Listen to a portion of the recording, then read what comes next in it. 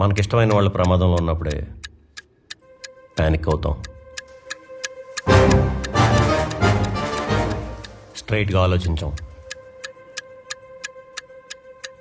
అప్పుడే తప్పులు జరిగిపోతాయి. అయిన వాడు కొడుకుని కిడ్నాప్ చేస్తే లొకేషన్ ఎలా తెలుస్తుంది?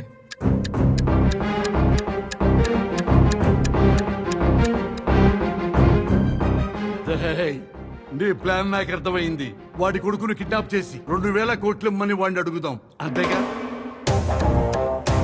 2,000 కోట్లు కాదు, 10 కోట్లు. హా? 10 కోట్ల? అదేంట్రా, కనీసం 20 కోట్లని అడిగరా, 4-5 పంచుకుందాం. మన టార్గెట్ 10 కోట్లు కాదు, 2,000 కోట్లు. మనం అడిగిన 10 కోట్లు ఇవ్వాలంటే అక్కడి నుంచే తేవాలి. ఎగ్జాక్ట్లీ.